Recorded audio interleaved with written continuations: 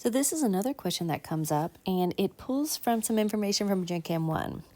So if you have HF, and if you have 10 milliliters of, let's say that it's a 0.50 molar solution, if it just had this information and we wanted to know the pH, it wouldn't matter if it was 10 milliliters or if it was 500 milliliters. It's kind of like saying it really just doesn't matter. So that 0.5 is always going to give you the same pH. However, if you dilute it, that's a completely different situation, and that's what we're going to say.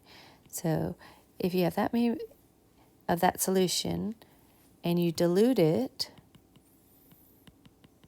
to 100 milliliters, what is the pH? Well, so in that case, you set it all up all the same, except you need to remember that MV equals MV. And so you'll be plugging in your molarity is 0.50 times your 10 milliliters equals, you're going to solve for molarity. So it's like times volume, but I'm going to bring the volume to the bottom. So equals that divided by your 100 milliliters. That's your molarity right there. That's your new molarity. And that's the new value that you'll plug into the ice chart when you have it set up. You know, your HF plus your water, you know, that ice chart right there. This answer is what's going to be your initial amount. So sometimes you can do dilution equations with these. One other way that the initial information could be hidden also would be like if somehow, this wouldn't work for acids, but if we were talking about like a base, so NaOH, if you have a certain gram amount of the base, because base actually, this comes in little pellets. They're hygroscopic, so you have to leave the lid on or they'll slowly start to absorb water.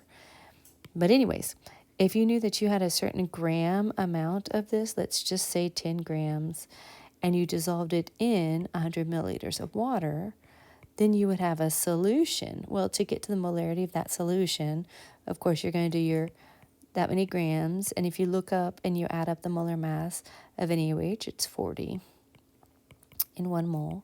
So there's my molar amount, 0.25, and then I'm dividing by this in liters, 100. So if you're not sure, I'll just show you 0.25 divided by 0.1, and that's going to give me my molarity is 2.5. And then if I need to know the pH, this is a strong base. I could have also done this with a weak one, but this is a strong base. Strong bases don't need ice charts. You just plug it right in. So this is my OH concentration, and I can just plug that right in to my pH equation. Well, it actually would be my pOH equation.